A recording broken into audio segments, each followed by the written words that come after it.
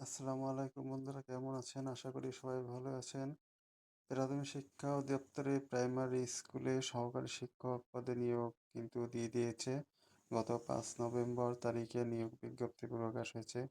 তো চলুন দেখে আসি নিয়োগে কি কি থাকছে, কি কি শর্ত আছে, কবে থেকে শুরু হবে, কবে শেষ হবে, কি শিক্ষাগত যোগ্যতা, সব বিষয়ে আজকে বিস্তারিত আলোচনা করা হবে।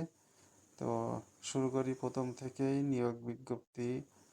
প্রথমেই আসি কোন কোন বিভাগের প্রার্থীগণ এই প্রথম ধাপে নিয়োগে আবেদন করতে পারবে। প্রথম ধাপে আছে রংপুর, বরিশাল, সিলেট, রাজশাহী, খুলনা ও ময়মনসিংহ বিভাগের সকল জেলার সকল উপজেলার শিক্ষা থানার স্থায়ী নাগরিকদের নিকট থেকে অর্থ দরখাস্ত আহ্বান করা যাচ্ছে। তাহলে রংপুর, বরিশাল, সিলেট, রাজশাহী, খুলনা ও ময়মনসিংহ এই কয়টি বিভাগের যারা বাসিন্দা স্থায়ী তারাই শুধুমাত্র আবেদন করতে পারবে।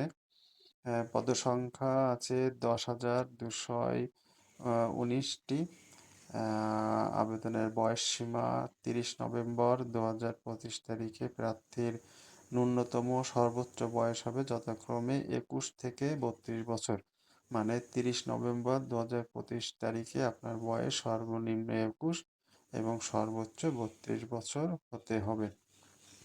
কি শিক্ষাগত যোগ্যতা লাগছে? বছর আপনাকে কোনো স্বীকৃত বিশ্ববিদ্যালয় হতে অনন্য দ্বিতীয় শ্রেণী বা সমমানের সিজিপিএ ৪ স্কেল মানে সিজিপিএ ৪ গ্রেডের ভিতরে ২.২৫ ও ৫ গ্রেডের ভিতরে ২.৮ আপনাকে পেতে হবে। স্নাতক বা সমমান অনার্স অথবা ডিগ্রি পাস হলে আপনি আবেদন করতে পারবেন। তবে শিক্ষা জীবনে কোনো স্তরে যদি তৃতীয় বিভাগ বা সমমানের জিপিএ থাকে তাহলে আপনি আবেদনের জন্য বিবেচিত হবেন না। তো দেখে আসি আবেদন কবে থেকে শুরু হবে। আগ্রহী প্রার্থীগণ অনলাইনে আবেদন করতে হবে, অবশ্যই অনলাইন। আবেদন শুরু হবে ৮ নভেম্বর ২০২৫ মানে আগামী শনিবার থেকে শুরু হবে সকাল ১০টা ৩০ মিনিটে এবং আবেদন শেষ হবে ২১ নভেম্বর ২০২৫ রাত ১১টা ৫৯ মিনিট পর্যন্ত। একটি ভালো দিয়েছে যে রাত ১১টা ৫৯ পর্যন্ত আবেদন করা যাবে। আমরা প্রায় নিয়োগে দেখে থাকি বিকাল ৫টায় আবেদন শেষ হয়ে যায়, সেক্ষেত্রে এটি খুবই ভালো। তো আবেদন শুরু ৮ এবং শেষ ২১ নভেম্বর, এর ভিতরে খুবই শর্ট টাইম, বেশি সময় তারা দেয়নি। এই সময়ের ভিতরে সবাই আবেদন করে ফেলবেন। আবেদনের লিঙ্ক দেওয়া আছে dpe.teletalk.com.bd। যারা নিজেরা আবেদন করতে চান তারা এই ঠিকানায় প্রবেশ করে আবেদন পূরণ করবেন। এখন চলুন দেখে আসি আবেদনের ফি কত নির্ধারণ করা হয়েছে। আবেদন ফি নির্ধারণ করা হয়েছে ১০০ টাকা এবং টেলিটক সার্ভিস চার্জ ১১২ টাকা, মোট ১১২ টাকা আপনাকে আবেদন করার ক্ষেত্রে পরিশোধ করতে হবে। আবেদনের পরে অবশ্যই আপনারা আবেদন টাকা জমার পূর্বে আপনার তথ্যগুলো সঠিক আছে কিনা সেটি দেখে তারপরে আবেদন ফি জমা দিবেন।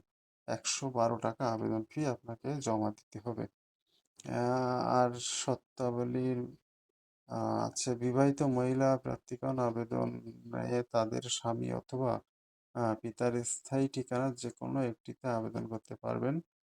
তবে এই দুটি স্থায়ী ঠিকানার মধ্যে তিনি যেটি আবেদনে উল্লেখ করবেন তার প্রার্থিতা সেই উপজেলা বা শিক্ষা থানার বিবেচিত হবে। তার মানে যারা মহিলা ক্যান্ডিডেট তারা তাদের যদি বিবাহিত হয় তাহলে তাদের বাবার বাড়ি অথবা স্বামীর বাড়ির যে কোনো ঠিকানা ব্যবহার করতে পারবে। তবে এই ঠিকানা দুটির মধ্যে যেটি তিনি পার্মানেন্ট অ্যাড্রেস বা স্থায়ী ঠিকানা হিসেবে ব্যবহার করবেন চাকরির পরবর্তী তার পোস্টিংয়ের ক্ষেত্রে সেই ঠিকানা সেই উপজেলায় কিন্তু তাকে পোস্টিং দেওয়া হবে। যদি বাবার বাড়ি স্থায়ী ঠিকানা দেন তাহলে বাবার বাড়ি, যদি স্বামীর বাড়ি স্থায়ী ঠিকানা দেন তাহলে স্বামীর বাড়ি তার সেই উপজেলায় তাকে যোগদান করতে দেওয়া হবে। তো এখানে আর গুরুত্বপূর্ণ তেমন কিছু নেই। যারা আবেদন করতে চান তারা উক্ত সময়ের ভিতরে সবাই আবেদন করে ফেলবেন। তো সবাই ভালো থাকবেন, সুস্থ থাকবেন। আল্লাহ হাফেজ।